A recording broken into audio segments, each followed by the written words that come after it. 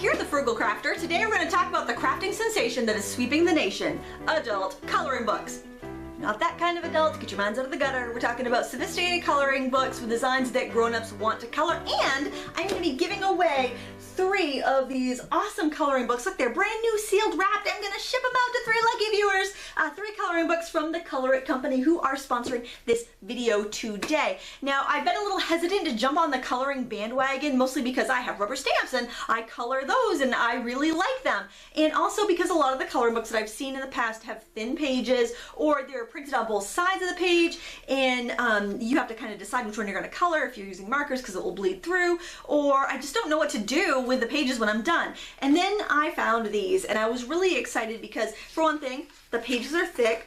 The book is wire bound so that it's going to lay flat when you color it. They're perforated at the top so you can easily remove your designs if you want to frame them. I think they'd be really cool to like laminate and make placemats out of, or even to use in your cards and scrapbooks. They're just gorgeous designs that are so versatile. So not only am I going to show you some coloring techniques and different medias in these books, I'm also going to show you what you can do with these coloring pages after you've spent all this time coloring them. Now, I really love the process idea of the coloring books because it's nice to have something you can do to just unwind and relax at the end of a stressful day, but to have something you can actually make with it afterward is even better. So let's go to the table and I'll show you how it's done. Okay, let's take a look at some of these books. Now, this was my favorite. This is the Mandalas to Color Volume 1. I really like this one because the lines were fine and detailed, and it just seemed like the designs were really sophisticated. So what you get here is some tips, and then you also get blotting paper, which you put in between your coloring pages, and I think I took my removable one from this one and put it in another one. But what I wanted to show you here was the different types of media I used. So on this top example, I used my felt tip Amaze pens, and they're very brilliant. I think this pen would be better on a really more detailed one. Some of the designs in here are quite a bit more detailed, and those fine tip felt pens would be much better. Like, this is so detailed. I think the fine tip felt tip pens would be great for that design. What I really liked the best was the my brush markers, my watercolor brush markers, which were these Zig pens. I liked it because it didn't bleed through at all, and I just felt like I got a nice color. You just have to be careful though, because the lines on this coloring book are very fine, so it's really easy to kind of overlap and get into the other sections to color. I also really liked watercolor pencils, and that's what I did this section here. I used my watercolor pencils, and rather than a water brush, I used a blending marker so that it wouldn't get too wet and kind of bleed into my other designs. I didn't try it with a water brush, but the watercolor blending marker worked really well. This is a Tombow one. Stampin' Up! Also makes a really nice one. If you do use a water brush or a regular brush, just make sure you kind of squeeze off any extra water before you put it on your paper, and use a short bristled brush so you don't get too much water, and so you can really push the pigment around. And finally here, I used colored pencils, and I also like that look. I was actually quite surprised because this paper is really smooth, and it almost feels like it's kind of coated. So I was surprised that the colored pencils stuck, and those were just my Spectrum Noir colored pencils. So I was glad to see that I could use this with all of these media. I just also wanted to show you quickly my daughters. They're 11. They also were working on some of the designs here. They really love the mandala book. So if you're considering getting this for like a teenager or a tween, my girls loved the mandala one much more than the others. And the other ones are really pretty as well. They're just more bold, more doodly. Here was a page I colored part of this with my chameleon pens, just because I wanted to see how they'd work. Now, we did get bleed through on that, and it's not really a big deal because I use this as my blotter paper. One of these comes with every book, and I just use the same one and kind of put it between my books rather than tear out 3 and have 3 floating around. So you do definitely want to use that when you're using an alcohol marker like the chameleon pens, but they blended really well on this. The only issue I had with lifting was over here with that light yellow. It did smear some of the black ink a little bit. I think it's because the lighter color markers have more alcohol in them, but just to let you know, I was really happy with this, and if there's any pages that I don't love, I'm going to use the back side and do marker coloring because I really love the paper that they use to make these books. And we're going to use this in one of our craft projects. I also, I'll just flip through a little bit just to show you kind of the designs. You know, like I said, these are very doodly, high contrast. If you like to color quickly, if you don't want to take hours on a coloring page, I recommend one of these books, either the Whimsical Doodles or the Doodled Flowers. I'll show you those in just a second, because you can color these quickly. You can use your brush tip pens and really make short work of it. Whereas if you're using the mandalas, you're going to need a finer tip pen or a colored pencil, and you're really going to want to take some time.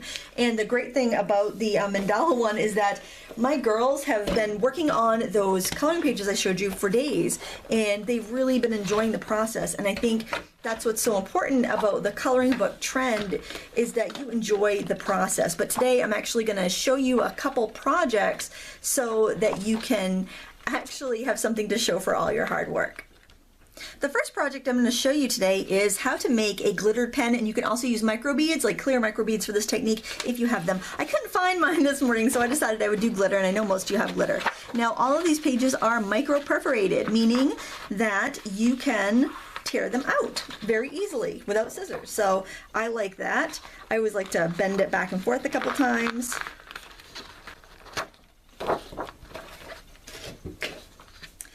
And then what I did here was I actually rolled my pen onto a piece of tracing paper and made myself a little template so I would know what size to cut my paper.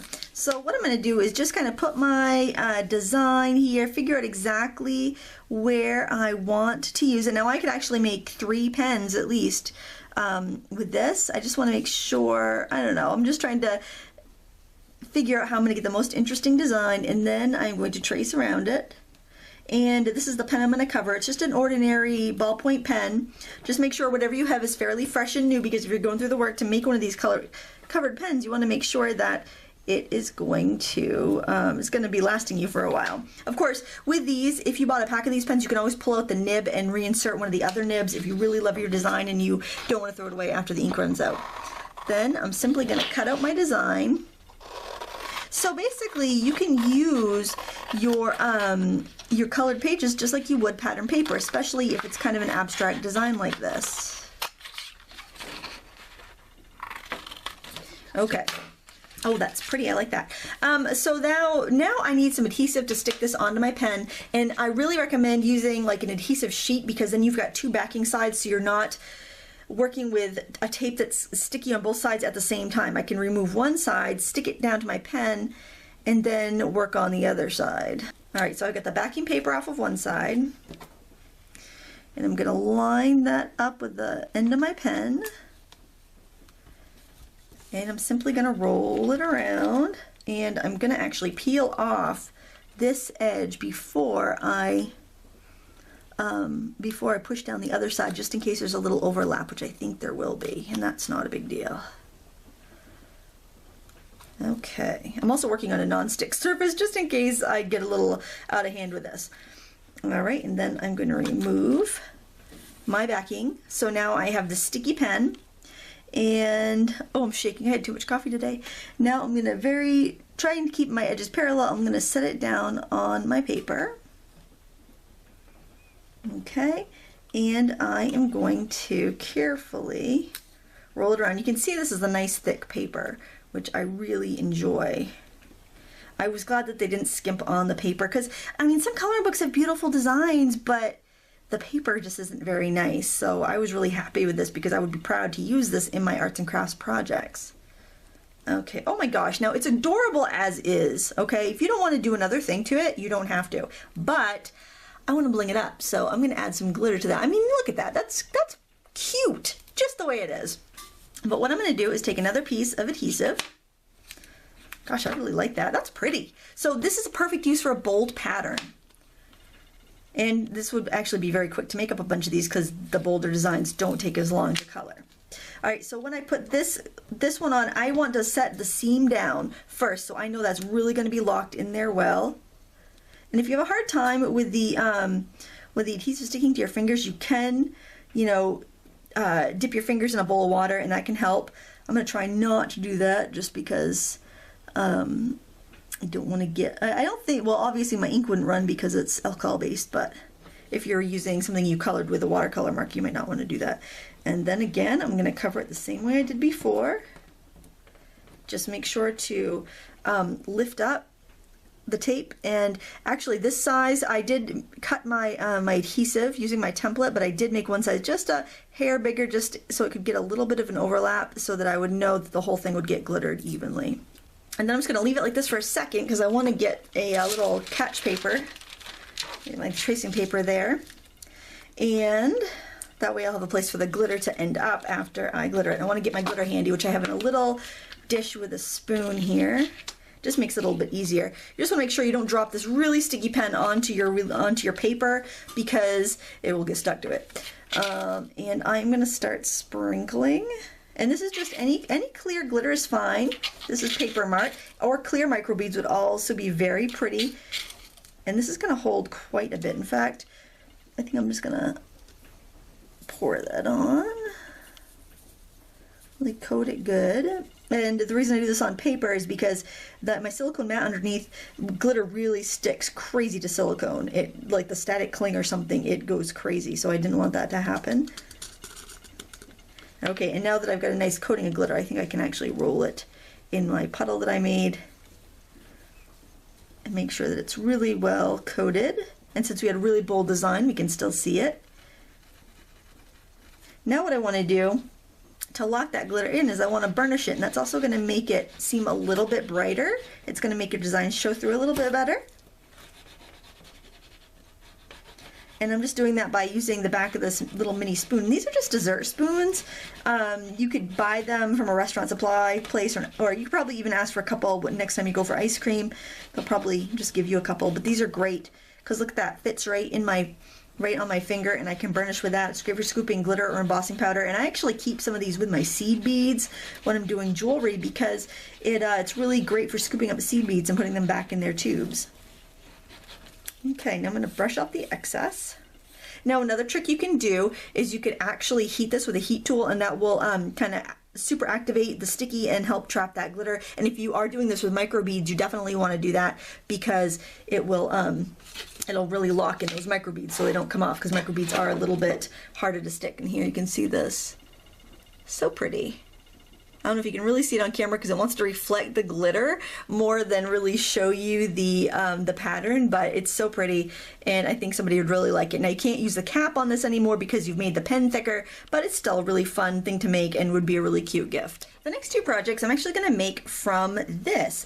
I'm going to make a bookmark and a card, and I think for my bookmark, because I have this pretty tassel that I want to use, I think I'm going to use the one I did with my watercolor pencils. So what I'm going to do first is I'm going to roughly cut out that design. Okay, because you can also use any of these coloring book images just like you would a rubber stamped image. And then I'm going to fussy cut here. I'm going to very carefully cut out this colored area. I'm going to try to stay right on the edge of those black lines, and I'm tipping my scissors under so that I don't have a white outline showing. This will take a couple minutes. Now that it's cut out, I'm going to adhere it onto some black cardstock. This will give it a little extra weight and a little bit of visual interest. Now when I cut it out, I'm going to leave a larger border so that we'll be able to see that black design. I'm leaving about 1/8 of an inch border all the way around. Then I cut a piece of contact paper big enough for this to be laminated on both sides. You could also use a regular laminating machine if you had one. I'm going to expose half of the backing.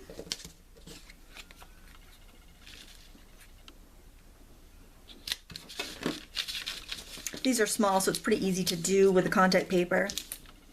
And then I'm going to fold it over on itself here, trying not to get any wrinkles. There we go.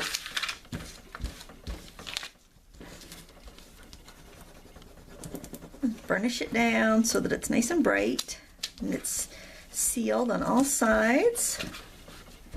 And then again, we're going to trim it out, leaving a border so that it doesn't come apart.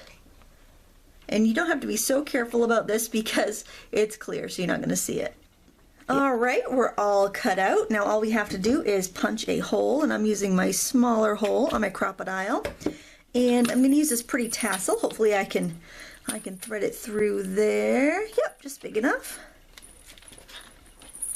And right through its own loop. This is so pretty. This, gosh, I hope I can get that on there. This tassel came from my friend Shilpa from Artie Shill's Art World, all the way from India. She sent this to me. Waiting for just the right project, and there is a super unique, cute bookmark. Our final project is going to be a greeting card, and I think I want to use this image. Oh, I wanted to show you the back. With the fine tip pens, you can see I did have a little bit of bleed through. I don't know if you can see that really, but I didn't have any with any of the other colored pencils, watercolor pencils, or watercolor brush pens. I just wanted to let you know in case you really want to keep the back of the image pristine, but I would still use my blotting paper anyway. That way you don't have to worry about anything else. And I'm just cutting out this image coarsely, and then I'm going to go and cut it out finely, just like I did the other one.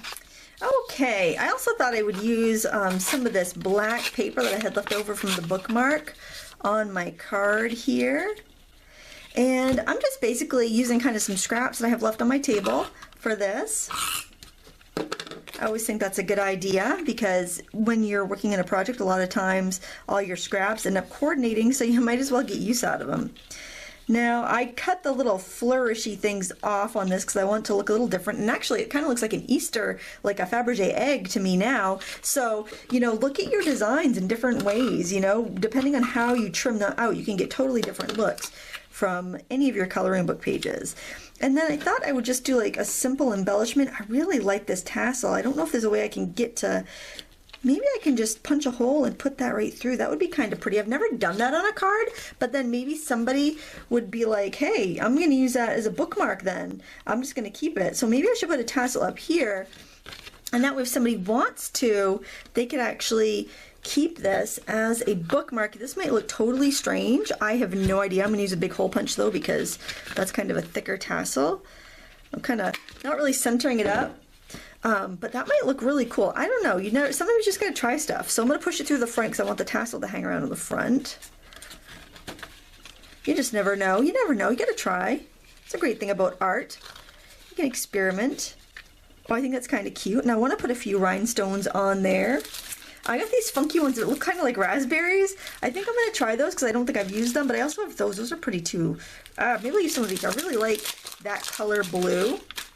So I'm going to put like 3 going down the side here. This actually really matches a bookmark. And you know what? You could do like a gift set like this. Wouldn't that be cute?